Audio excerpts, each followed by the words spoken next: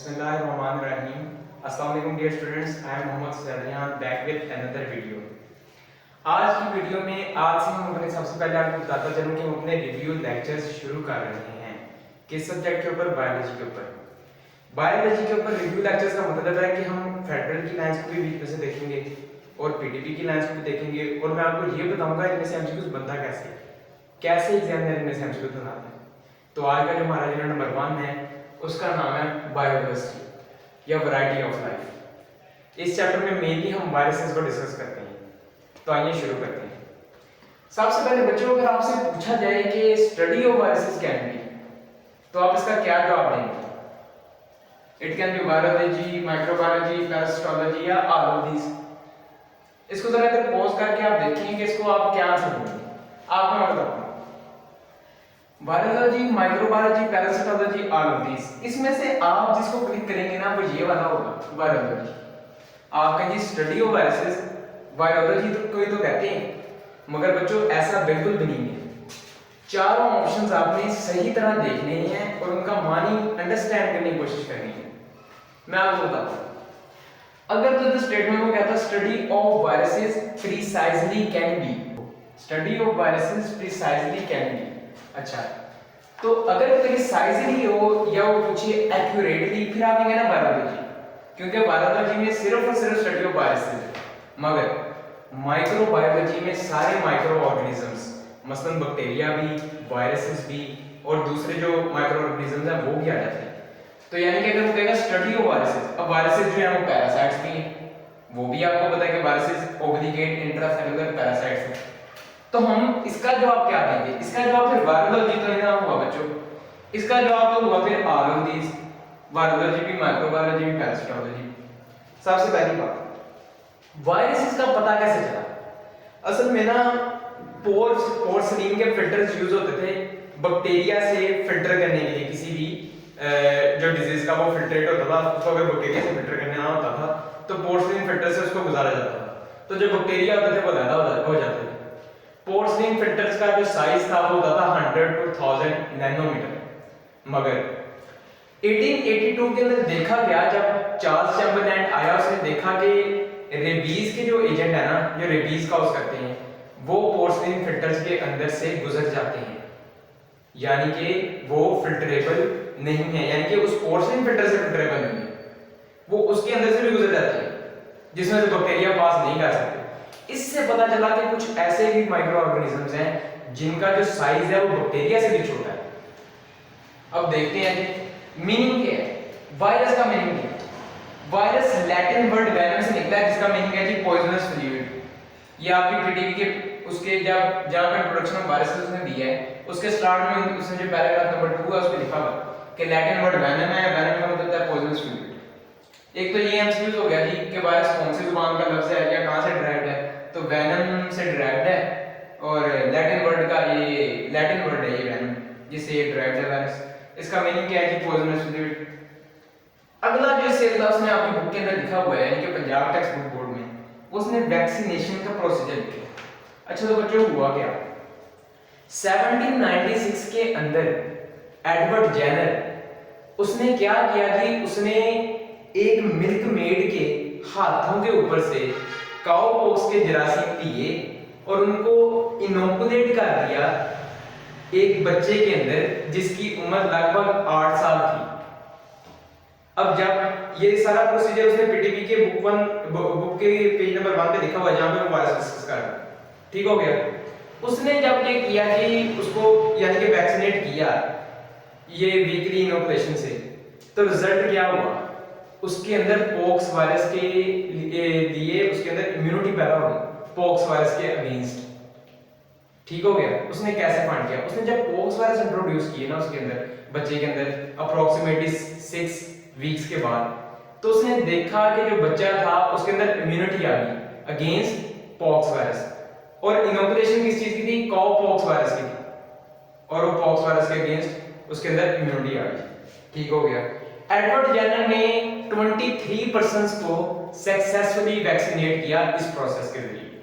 तो यानी कि वैक्सीनेशन का सबसे पहले इस्तेमाल किसने किया? तो एडवर्ड जेनर ने। पर अगर वो आपसे पूछे कि वैक्सीनेशन टर्म इंट्रोड्यूस किसने करवाई, तो इसका मतलब है कि इसका मतलब एडवर्ड जेनर नहीं है भाई। वैक्सीनेशन जो टर्म है वो इंट्रोड्यूस कराई लुइस पास्चर ने। ठीक हो गया। अब वैक्सीनेशन टर्म का मतलब क्या है? वैक्सीनेशन का जो लफ्ज है निकला है लैटिन वर्ड वैका से। वैका का मतलब होता है काउ, क्योंकि अब वो जो इनोकुलेट किए गए थे एक वो 8 साल के बच्चे के अंदर जर्म्स, वो काउ पॉक्स वायरस के थे, इसलिए जो वैक्सीनेशन का अमल है इसको वैका यानी काउ से डिराइव किया गया। अच्छा जी, हिस्ट्री के ऊपर थोड़ी सी अगर हम बात करें तो 1884 के अंदर चार्ल्स चैम्बरलैंड ने, जैसे मैंने आपको बताया कि एजेंट ऑफ रेबीज, उसने कहा कि 100 टू, मैं एक मिनट इधर लिख देता हूं, पोर्सिलिन फिल्टर का साइज कितना होता है उसके पोर्स का, 100 टू 1000 नैनोमीटर होता है। उसने कहा कि रेबीज के जो एजेंट है ना, एजेंट कॉजिंग रेबीज डिजीज, जो रैबिट डॉग के काटने से होती है, रैबिट एनिमल्स के काटने से होती है, वो जो है ना उसके एजेंट जो है या वायरस के जो है, वायरस जो है वो 100 टू 1000 नैनोमीटर के पोर्सिलिन फिल्टर्स के पोर साइज से गुजर जाता है। ठीक हो गया। दूसरी बात है जी 1892 में एक और साइंटिस्ट जिसका नाम था इवानोव्स्की, उसने जी फिल्ट्रेबल नेचर ऑफ टीएमवी प्रिडिक्ट की। ये कैसे? उसने कहा कि जो टोबैको मोज़ेक वायरस है जो कि एक रॉड शेप्ड वायरस है, उसने कहा कि ये फिल्ट्रेबल है, यानी कि पोर्सिलिन के पोर्स के अंदर से गुजर जाता है। इसका मतलब क्या समझ में आया जी कि बैक्टीरिया से छोटे भी जानदार हो सकते हैं। उसके बाद 1935 के अंदर विलियम स्टैनले एक साइंटिस्ट था जिसने क्रिस्टलाइज किया टीएमवी को, उसको आइसोलेट किया, उसको प्यूरिफाई किया। इसके साथ ही अब अगर आप अगले पेज पर देखें तो येलो फीवर का और इसके अलावा फुट एंड माउथ डिजीज का उसने बताया कि उनका का पता चला था कि वो भी फिल्ट्रेबल नेचर के वायरस थे, यानी कि वो वायरस नहीं है या उनकी नेचर जो है वो फिल्ट्रेबल है, तो उसका का पता चला। फुट एंड माउथ डिजीज का अप्रोक्सीमेटली 1898 है और येलो फीवर का है 1901। अच्छा जी, तो आगे हम बात करते हैं करैक्टरिस्टिक्स पे। करैक्टरिस्टिक ऑफ वायरसेस क्या है? अच्छा, बलोचिस्तान की बुक में वो लिखता है कि साइज ऑफ वायरस कहां से लेके कहां तक है कि 24 नैनोमीटर से लेके 200 नैनोमीटर तक। अब ये बुक्स डिफर करती हैं इसमें। हमारी बुक कहती है जी 250 नैनोमीटर जो कि एक बॉक्स वायरस होता है, उससे लेके 20 नैनोमीटर जो कि एक पार्वो वायरस होता है। इसके मुताबिक जो लार्जेस्ट वायरस है ना वो पॉक्स वायरस है, ये याद रखना है point. The largest virus is pox virus and the smallest virus is parvo virus. आपकी बुक के अंदर एक वायरस है जी polio virus, spherical RNA virus है, वो आरएनए जीनोम होता है उसके अंदर, और स्फेरिकल है वो पार्वो वायरस की क्लास में से है क्योंकि वो स्मॉलेस्ट है, उसके कैप्सूल एरिया 32 है, इसलिए वो स्मॉलेस्ट है। दूसरी बात कहते हैं जी 10 to 1000 टाइम्स स्मॉलर होते हैं, किससे जी? बैक्टीरिया से 10 to 1000 टाइम्स स्मॉलर होते हैं। इसका किसने बताया? इसका बताया जी पोर्स ऑफ पोर्सिलिन फिल्टर ने, कि जी हां ये जो वायरस होते हैं ये 10 to 1000 टाइम बैक्टीरिया से अगर स्मॉलर होंगे तो फिर ही ये पोर्स से गुजरेंगे, जो कि पोर्सिलिन फिल्टर्स के पोर्स होते हैं उनमें से फिर ही गुजर सकेंगे अगर ये बैक्टीरिया से छोटे होंगे। अच्छा, अब दो चीजों से मैंने क्लासिफाई किया कि पहली बात आपसे अगर कोई पूछे कि वायरसेस आर, तो आपने कहना नॉन सेलुलर इन्फेक्शियस एंटाइटीज। ठीक हो गया। नॉन सेलुलर का मतलब है इनमें सेल नाम की कोई चीज नहीं, दे लैक सेलुलर ऑर्गेनाइजेशन। ठीक हो गया। और दूसरी बात ये है कि इन्फेक्शियस, ये इन्फेक्शन कॉज करते हैं चाहे प्लांट्स के अंदर, बैक्टीरिया के अंदर या एनिमल के अंदर। अच्छा, लिविंग और नॉन लिविंग कैरेक्टरिस्टिक्स कौन सी हैं बच्चों? वायरस जो है ना उसका फॉसिल रिकॉर्ड आज तक नहीं मिल सका। बैक्टीरिया का भी फॉसिल रिकॉर्ड है जिससे ये पूरी एवोल्यूशन का हम अंदाजा लगाते हैं कि ये हुआ होगा, ये हुआ होगा, मगर वायरस का कोई फॉसिल रिकॉर्ड नहीं। अच्छा, लिविंग कैरेक्टरिस्टिक्स क्या हैं जी? डिफरेंट वैरायटीज या स्ट्रेन। बच्चों वायरस अपने आप को चेंज कर सकते हैं, एक से ज्यादा वैरायटीज के अंदर ये हो सकते हैं। फॉर एग्जांपल जो एडिनो वायरस आपने पढ़ा होना है ना, जो कि कॉमन कोल्ड कॉज करता है, उसकी तकरीबन 200 के करीब स्ट्रेन्स होती हैं। दूसरे नंबर पे they possess nucleic acid. Nucleic acid DNA भी हो सकता है, आरएनए भी हो सकता है। अब आप सवाल करते हैं कि सर क्या ये दोनों हो सकते हैं? जी दोनों भी हो सकते हैं। उस वायरस का नाम है मिमी वायरस जिसके अंदर डीएनए और आरएनए दोनों होते हैं, मगर हमने वो इधर डिस्कस नहीं करना क्योंकि एमकेटोस का कोई तज़किरा नहीं किया किसी भी टेक्स्ट बुक में। तीसरे पे आएगी रिप्रोड्यूस। सबसे बड़ी कैरेक्टरिस्टिक लिविंग होने की कि ये रिप्रोड्यूस कर सकते हैं, मगर किसके अंदर? किसी लिविंग ऑर्गेनिज्म के अंदर सिर्फ रिप्रोड्यूस कर सकते हैं। बच्चों एक बात याद रखिए, सिर्फ और सिर्फ रिप्रोड्यूस करते हैं एक लिविंग ऑर्गेनिज्म के अंदर, इसका मतलब है ये इंट्रासेलुलर सेल के अंदर जाकर रहने वाले पैरासाइट है। इंट्रासेलुलर ऑब्लिगेट पैरासाइट इसलिए कहा जाता है क्योंकि ये रिप्रोड्यूस करते हैं सिर्फ एक लिविंग ऑर्गेनिज्म के अंदर। अच्छा, वो आपसे क्वेश्चन करता है कि आर्टिफिशियल मीडियम के ऊपर ग्रो कर सकते हैं? आप ये कहना नो जी, नहीं, बिल्कुल भी नहीं। Viruses can not grow on artificial medium, they can be grown या they can reproduce on in living organism. ठीक हो गया। चौथा पॉइंट जो है जी, ये डिस्ट्रॉय हो जाते हैं अल्ट्रावायलेट रेडिएशन से। यानी कि आपने एक वायरस का सैंपल दिया, वेरिटीज वायरस है, टीएमवी है, आप उसके ऊपर अल्ट्रावायलेट रेडिएशन की शुआएं मारें तो वो कल्चर जो है वो पूरा डिस्ट्रॉय हो जाएगा। ठीक हो गया। नॉन लिविंग कैरेक्टरिस्टिक कौन सी? अब विलियम स्टैनले की तरफ है द्वारा 1935 में भाई साहब ने जो टीएमवी था उसको क्रिस्टलाइज कर दिया, प्योरीफाई किया, आइसोलेट किया। तो इधर से पता लगा कि वायरसेस कैन बी क्रिस्टलाइज्ड, ये क्रिस्टलाइज हो सकते हैं। दूसरी चीज, नॉन सेलुलर है, इनके अंदर सेल नाम की कोई चीज नहीं, सेलुलर ऑर्गेनाइजेशन ये लैक करते हैं। लैक मेटाबॉलिक एक्टिविटीज, इनके अंदर कोई मेटाबॉलिक टाइप की ऑर्गेनाइजेशन नहीं होती, यानी कि रेस्पिरेशन वगैरह कोई ऐसा प्रोसेस नहीं होता जैसा कि लिविंग ऑर्गेनिज्म के अंदर पाया जाता है। चौथा, डोंट रेस्पायर, ना तो ये सर्कुलर रेस्पिरेशन करते हैं और ना ये ब्रीदिंग या वेंटिलेशन वाला मैकेनिज्म करते हैं, इन दोनों में से कोई भी नहीं करते। इसका मतलब है कि ये नॉन लिविंग है। और आखिरी पॉइंट बहुत इंपॉर्टेंट है, exception to germ theory. Germ theory में ना एक पॉस्टुलेट था, अगर आपको याद हो, वो कहता है जी कि जर्म्स जो है ना वो आर्टिफिशियल मीडियम के ऊपर ग्रो कर सकते हैं, मगर वायरसेस आर्टिफिशियल मीडियम के ऊपर ग्रो नहीं कर सकते। इसलिए ये एक्सेप्शन है किसकी? जर्म थ्योरी की। तो चलिए बच्चों आगे हम देखते हैं कि वायरसेस का स्ट्रक्चर क्या है। अच्छा, वायरस का जब आप स्ट्रक्चर देखते हैं तो आप दो चीजें उसमें ऑब्जर्व करते हैं। पहला तो है वायरस का कोट जो आउटर पार्ट होता है, फिर है वायरस का कोर जो इनर पार्ट होता है। सबसे पहले हम कोट को देखेंगे। कोट में कौन सी दो चीजें आती हैं?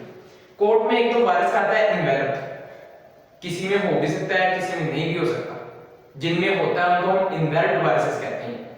ठीक हो गया। और ये इनवेलप आता कहां से? ये होस्ट से डिराइव किया होता है वायरस ने। यानी कि अगर कोई वायरस एचआईवी का वायरस जो है आप उसको देखें, जब वो यानी कि अनकोल्ड हो जाता है साइटोप्लाज्म में, और जब वो दोबारा रिसेंबल करके बाहर को निकलता है तो उसके ऊपर एक कोट होता है जो कि लिपोप्रोटीन्स का होता है। किसका होता है? लिपोप्रोटीन्स का। इनवेल्ड वायरसेस जो होते हैं उनके अराउंड लिपोप्रोटीन्स का कोट होता है जो कि डिराइव होता है होस्ट सेल से। जो नॉन इनवेल्ड वायरसेस होते हैं ना उनको नेक्ड वायरसेस कहते हैं। नेक्ड वायरसेस में हमारे पास hepatitis A virus, hepatitis E virus और पोलियो वायरस आ जाते हैं। अच्छा, तो दूसरी एक इंटरेस्टिंग बात मैं आपको बताता हूं, जो तो है ना आपके पास इनवेल्ड वायरसेस हैं, अगर तो आप उनको क्लीन करेंगे, यानी कि अगर आप अपने आपके हाथ में जो वायरस है आप अपने हाथों को धोते हैं तो जो इनवेल्ड वायरस हो जाएंगे वो मर जाएंगे। It means they are sensitive to sunlight and cleaning procedures, but in case of non enveloped virus they are not like this, वो ज्यादा देर तक सर्वाइव कर सकते हैं। जो नॉन इनवेल्ड या नेक्ड वायरसेस होंगे वो ज्यादा देर तक सर्वाइव कर सकते हैं। क्यों जी? क्योंकि ना तो वो सेंसिटिव होते हैं सनलाइट से, अगर आप उसको क्लीन भी करते जाएंगे उसका बड़ा वो इनवेलप है जो उसके ऊपर से उतर जाएगा या वो मर जाएगा ऐसे। अच्छा, दूसरी चीज हम देखते हैं जी, वायरसेस जो होते हैं ना वो एंटीबायोटिक्स, ज्यादातर जो एंटीबायोटिक्स अवेलेबल है ना हमारे पास फिलहाल वो रेजिस्टेंट होते हैं। स्ट्रेप्टोमाइसिन, पेनिसिलिन, टेट्रासाइक्लिन, इन तीनों से ये रेजिस्टेंट होते हैं वायरसेस। और भी बहुत फोनामाइड्स कोई असर नहीं करती वायरसेस के ऊपर, बैक्टीरिया के ऊपर असर करती है वो। अच्छा जी, अगली बात, कोट के अंदर कैप्सिड भी होता है। कैप्सिड क्या होता है? कैप्सिड का अगर मैं आपको बताऊंगा तो आप ये देखें गौर से, ये देखें, ये सफेरिकल टाइप का एक वायरस बना रहा हूं और ये जो गोल गोल है ना ये कैप्सोमियर के सब यूनिट्स हैं। क्या है ये? कैप्सोमियर के सब यूनिट्स। ये कैप्सोमियर के सब यूनिट्स हैं और ये पूरा क्या है? ये कैप्सिड है और ये कैप्सोमियर के सब यूनिट है। अच्छा, अब वायरस के अंदर जो कैप्सोमियर के सब यूनिट्स है ना ये दो तरह से यानी कि डिफर करते हैं। इनसे वायरस की अरेंजमेंट, अगर यानी कि जो इनकी अरेंजमेंट है ना उससे भी वायरस डिफर करते हैं, और जो इनकी शेप होगी उससे भी वायरस डिफर करते हैं। सॉरी, शेप मीन नंबर्स, जो नंबर्स होंगे उससे भी वायरस डिफर करते हैं और जो अरेंजमेंट होगी उससे भी वायरस डिफर करते हैं। फॉर एग्जांपल अगर तो वो कोई सर्कल टाइप वायरस है तो उसमें जो कैप्सोमेयर की अरेंजमेंट होगी वो सर्कुलर टाइप होगी। रेप्टो वायरस है या कोई कोल्ड वायरस है या कोई ट्यूब्यूलो वायरस फॉर एग्जांपल, उसमें जो है वो रॉड शेप अरेंजमेंट होगी इनकी। अच्छा, नंबर्स कैसे डिफर करते हैं? अच्छा, जिस कैप्सोमेयर के जिस कैप्सिड के अंदर नंबर ऑफ कैप्सोमेयर ज्यादा होंगे वो उसका जो डायमीटर है वो भी ज्यादा होगा। अच्छा, लास्ट में आपको बताता चलूं कि जो एडिनो वायरस है उसके अंदर 252 कैप्सोमेयर होते हैं, हर्पीज के अंदर 162 होते हैं, पोलियो के अंदर 32 होते हैं। ये फेडरल की लाइन है जी, पोलियो के अंदर 32 वायरस होते हैं, येलो बॉक्स के अंदर लिखा हुआ, इसलिए polio virus is the smallest virus. और एमबी डेंसो वायरस जिसको कोटा बोर्ड में लिखा हुआ है उसके अंदर 60 कैप्सोमेयर होते हैं। अच्छा बच्चों, आज तक हम इधर रोकते हैं और अभी हम इससे आगे शुरू करेंगे कि स्ट्रक्चर ऑफ वायरस क्या है सब। तो अच्छा, तो स्टूडेंट्स अब हम देखेंगे कि कोर क्या होता है। पहले हमने स्टडी किया कोर। अच्छा जी, एक बात आपको बताता चलूं, एक तो पहली बात बेटा आपने याद रखना है कि जीनोम और दूसरी चीज कोड के अंदर हमने पढ़ा कैप्सिड, जीनोम और कैप्सिड यानी कि न्यूक्लियो कैप्सिड भी कहते हैं इसको। ये एसेंशियल है वायरस के लिए, यानी कि अगर इन दोनों में से कोई एक भी पार्ट मिसिंग है तो वायरस कंप्लीट नहीं होगा या फंक्शन अपना परफॉर्म नहीं कर सकेगा या वायरस वो होगा ही नहीं। यानी कि ये दोनों चीजें एसेंशियल है, क्या? जीनोम और कैप्सिड। अच्छा, जीनोम क्या है? जीनोम आरएनए भी हो सकता है, डीएनए भी हो सकता है। डीएनए किसके अंदर है जी? Small pox virus, adeno virus, hepatitis B virus, इन तीनों के अंदर जो जीनोम है या न्यूक्लिक एसिड है वो डीएनए है। आरएनए किसके अंदर होगा? आरएनए में जी हमारे पास आ जाता है जी इन्फ्लुएंजा वायरस, ये मैं लिख देता हूं इन्फ्लुएंजा वायरस, और आ जाता है जी हमारे पास पोलियो वायरस, उसके अंदर भी स्फेरिकल कैप्सिड होता है आरएनए का। अच्छा, इससे आगे हम चलते हैं। अच्छा, कोर के अंदर और क्या हो सकता है जी? कोर के अंदर एंजाइम्स भी हो सकते हैं। अब मेरी बात ध्यान से सुनिए, एंजाइम्स हो भी सकते हैं, नहीं भी हो सकते। एंजाइम्स किन के अंदर हो सकते हैं? फॉर एग्जांपल मैं करता हूं जी बात इंटेग्रेज की, जो प्रोटीन को आपस में, प्रोटीन के सब यूनिट्स को आपस में जोड़ता है। जब हम एचआईवी का लाइफ साइकिल पढ़ेंगे उधर मैं इसकी बात करूंगा, प्रोटीएज की, इंटेग्रेज की और उसके अलावा रिवर्स ट्रांसक्रिप्टेज की हम एचआईवी के लाइफ साइकिल में बात करेंगे। ये तीनों तो जी पाए जाते हैं जी एचआईवी के जो वायरस है उसके अंदर, ये तीनों एंजाइम्स पाए जाते हैं, यानी कि जो रेट्रोवायरस हमारे पास, बल्कि रेट्रोवायरस की क्लास आ गई एचआईवी, उसके अंदर ये तीनों पाए जाते हैं, इंटेग्रेज, प्रोटीएज और रिवर्स ट्रांसक्रिप्टेज। लाइसोजाइम्स किसके अंदर पाए जाते हैं? लाइसोजाइम्स होते हैं बैक्टीरियोफेज के अंदर। आज जब लाइफ साइकिल पढ़ेंगे ना बैक्टीरियोफेज का, उसके अंदर लिखा होगा कि जब बैक्टीरियोफेज रिसेप्टर साइट के ऊपर या एडहेरिंग सरफेस के ऊपर जब जाके अटैच होता है ना, तो उसके बाद वो एंजाइम रिलीज करता है टेल के जरिए, उसका नाम होता है लाइसोजाइम, जो कि डाइजेस्ट कर जाती है बैक्टीरिया की सेल वॉल को। ठीक हो गया? अब जी जीनोम भी हो गया, एंजाइम्स भी हो गए। जीनोम बाद में दोबारा याद रखना, जीनोम और कैप्सिड ये दोनों चीजें एसेंशियल है एक वायरस के लिए। ठीक हो गया? कोर और कोड में, कोर के अंदर जीनोम और कोड के अंदर कैप्सिड, ये दोनों चीजें एसेंशियल है। इसके आगे अगर हम बात करें तो वो आता है जी classification of viruses. Classification of virus से पहले मैं आपको ये बताता चलूं कि वायरस बैक्टीरिया को भी इन्फेक्ट करते हैं, प्लांट को भी और एनिमल को। प्लांट्स के अंदर बैक्टीरिया जो इन्फेक्ट करते हैं वो ज्यादातर वायरॉइड्स होते हैं। वायरॉइड्स क्या होते हैं और ये कैसे इन्फेक्ट करते हैं और क्लासिफिकेशन ऑफ वायरसेस क्या है, इसका हम आपको अगले लेक्चर में बताएंगे। तो उम्मीद है आप लोगों को आज के लेक्चर की वीडियो अच्छी लगी होगी। कल तक के लिए अल्लाह हाफिज़।